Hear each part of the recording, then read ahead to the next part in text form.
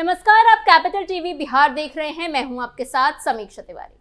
बिहार के दरभंगा राज की आखिरी महारानी कामसुंदरी देवी का निधन 12 जनवरी 2026 को हुआ था।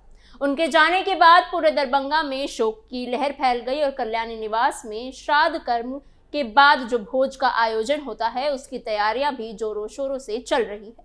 लेकिन क्या आप जानते हैं कि दरभंगा की महारानी की असली कहानी क्या है? क्या आप जानते हैं कि उनके जीवन की कहानी सिर्फ एक राजघराने की महारानी बनने तक ही सीमित नहीं थी? दरअसल महारानी कामसुंदरी देवी की कहानी एक ऐसी दास्तां है जिसमें शक्ति, संवेदनशीलता, देशभक्ति और समाज सेवा की मिसालें छुपी हुई हैं।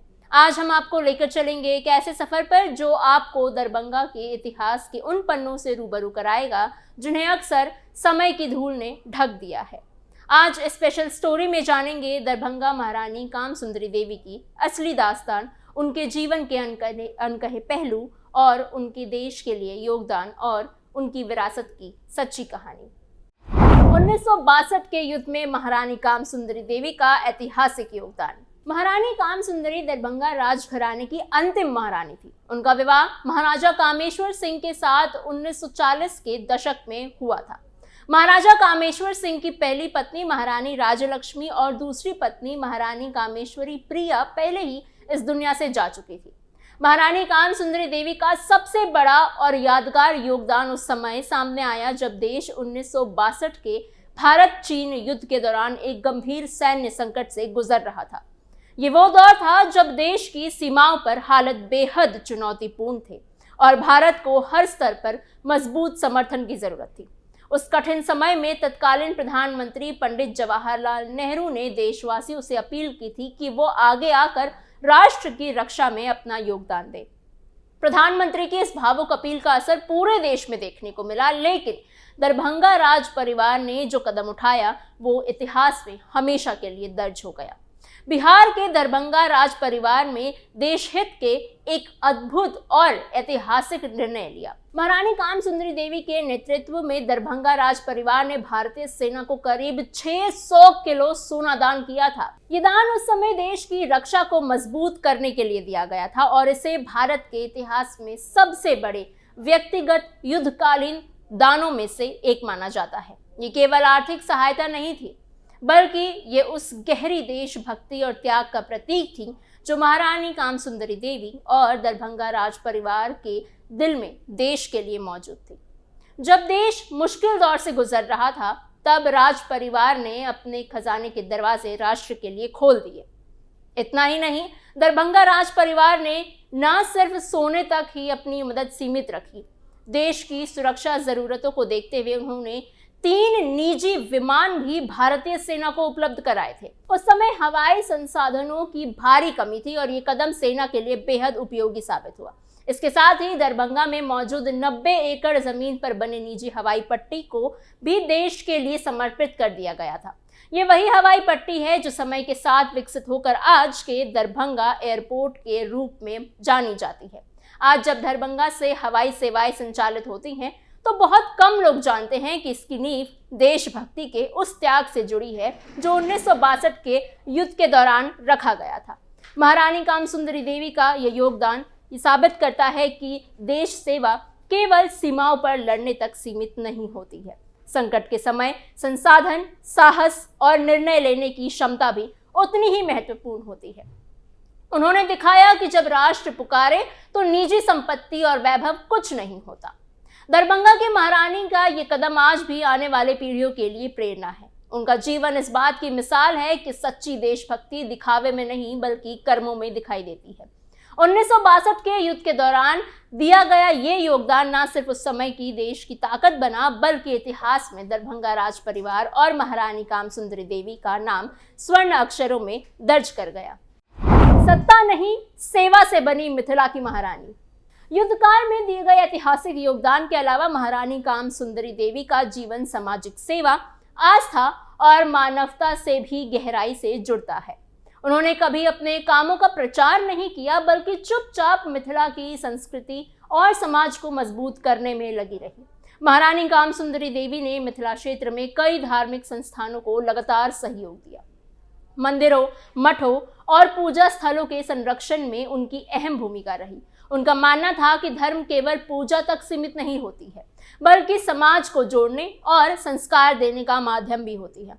इसी सोच के साथ उन्होंने धार्मिक परंपराओं को सहेजने का कार्य किया। शिक्षा के क्षेत्र में भी महारानी का योगदान उल्लेखनीय रहा। उन्होंने गरीब और साधारण परिवारों के बच्चों की पढ़ाई में मदद की, स्कूलों और शिक्षण संस्थाओं को सहयोग दिया और शिक्षा को समाज के विकास की सबसे मजबूत नींव माना। कई छात्र ऐसे भी थे जिनकी पढ़ाई महारानी की मदद से ही आगे बढ़ सकी थी। स्वास्थ्य सेवाओं को लेकर भी महारानी कामसुंदरी देवी बेहद संवेदनशील थी। उन्होंने स्थानीय स्तर पर अस्पतालों, दवाखानों और स्वास्थ्य शिविरों को समर्थन दिया था, ताकि आम लोगों को इलाज के लिए दूर न जाना पड़े। खास तौर पर महिलाओं और बुजुर्गों की देखभाल को लेकर वो हमेशा सक्रिय रही। महारानी का जुड़ाव मिथिला की लोक परंपराओं और सांस्कृतिक विरासत से भी गहरा रहा। मैथिली संस्कृति, लोकगीत, पर्व त्योहार और पारंपरिक रीति रिवाजों के संरक्षण में उन्होंने अहम भूमिका निभाई। उनके प्रयासों से ये कई परंपराएं समय के साथ आज भी जीवित रही। सबसे खास बात यह रही कि इतने बड़े राजघराने से जुड़े होने के बावजूद महारानी कामसुंदरी देवी को उनके सरल स्वभाव, सहज व्यवहार और करुणा के लिए जाना जाता था। आम लोग उनसे बिना किसी डर या झिझक के मिल सकते थे। वो हर किसी की बात पर ध्यान से सुनती और जरूरतमंदों की मदद करने में कभी पीछे नहीं हटती थी। यही कारण था कि लोग उन्हें सिर्फ एक महारानी नहीं, बल्कि मिथिला की नैतिक आधारशिला मानते थे। वो सिर्फ राजमहल की शोभा नहीं थी, बल्कि समाज के लिए एक मार्गदर्शक और भरोसे का नाम भी थी। महारानी कामसुंदरी देवी का जीवन इस बात का उदाहरण है कि सच्ची महानता शोर में नहीं, बल्कि सेवा में होती है। उन्होंने सत्ता या वैभव से नहीं, बल्कि अपने कर्मों और मूल्यों से लोगों के दिलों में जगह बनाई। सादगी से विदा हुई दरभंगा की महारानी। महारानी कामसुंदरी देवी का अंतिम संस्कार दरभंगा के माधेश्वर परिसर में पूरे विधि विधान के साथ संपन्न हुआ था। अंतिम यात्रा के दौरान परिवार के सदस्य, नजदीकी रिश्तेदार और बड़ी संख्या में उनके शुभचिंतक मौजूद रहे। पूरे माहौल में शांति और भावुकता देखने को मिली।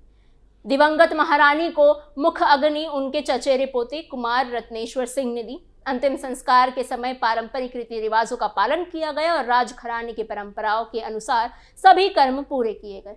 हालांकि इतना बड़ा नाम और इतना लंबा योगदान होने के बावजूद महारानी कामसुंदरी देवी के निधन के बाद उन्हें वो राजकीय सम्मान नहीं मिल सका जिसकी उम्मीद की जा रही थी। ये बात कई लोगों को खली, क्योंकि उनके पति महाराजा कामेश्वर सिंह न केवल संविधान सभा के सदस्य रहे थे, बल्कि वो पूर्व राज्यसभा सांसद भी थे और देश की राजनीति और समाज में उनकी एक खास पहचान थी। महारानी कामसुंदरी देवी के निधन के साथ ही दरभंगा राजघराने की आखिरी कड़ी भी इतिहास में दर्ज हो गई। एक ऐसा राजघराना जिसने शिक्षा, संस्कृति, समाज सेवा और देश हित में अहम भूमिका निभाई, अब वो सिर्फ इतिहास और यादों का एक हिस्सा बनकर रह गया है। भले ही महारानी कामसुंदरी देवी कभी सत्ता में नहीं रही, लेकिन उन्होंने हमेशा राजघराने की परंपरा, संस्कारों और सामाजिक जिम्मेदारियों को पूरी गंभीरता और सम्मान के साथ निभाया। उनका जीवन सादगी, मर्यादा और सेवा का उदाहरण रहा। महारानी ने अपने स्वर्गीय पति महाराजा कामेश्वर सिंह की स्मृति को जीवित रखने के लिए महाराज धीराज कामेश्वर सिंह कल्याणी फाउंडेशन की भी स्थापना की थी। इस फाउंडेशन की शुरुआत इस उद्देश्य से की गई थी कि महाराजा की बौद्धिक और सांस्कृतिक विरासत को सुरक्षित रखा जा सके और आने वाली पीढ़ियों तक पहुंचाया जा सके। इस फाउंडेशन का मुख्यालय दरभंगा स्थित कल्याणी निवास में है, जो कभी राजघराने की गतिविधियों का प्रमुख केंद्र रहा है। आज भी यह स्थान ऐतिहासिक महत्व रखता है। कल्याणी फाउंडेशन की सबसे बड़ी और खास उपलब्धि महाराज कामेश्वर सिंह का निजी पुस्तकालय यानी लाइब्रेरी है। ये लाइब्रेरी उनके ज्ञान और रुचि की पहचान है। ये संग्रह में इतिहास, दर्शन, साहित्य, राजनीति और संस्कृति से जुड़े कई दुर्लभ पुस्तकें यहाँ शामिल है, जो उस दौर की सोच और समझ को दर्शाती है। ये लाइब्रेरी सिर्फ किताबों का संग्रह नहीं है, बल्कि ये दरभंगा राजघराने की बौद्धिक परंपरा और शिक्षा के प्रति उनका सम्मान का प्रतीक है। आज जब मिथिला उनके योगदान को याद करती है, तो ये साफ होता है कि महारानी कामसुंदरी देवी सिर्फ इतिहास का हिस्सा नहीं है, बल्कि वो आज भी लोगों की स्मृतियों और संस्कारों में जीवित है। महारानी कामसुंदरी देवी के जाने के साथ दरभंगा राजघराने की एक पूरी पीढ़ी खत्म हो गई। आज ये राजघराना सत्ता में नहीं है, लेकिन इसकी कहानी अब भी लोगों के यादों में जिंदा जरूर है। ऐसे ही और स्पेशल स्टोरीज के लिए बने रहिए कैपिटल टीवी बिहार के साथ।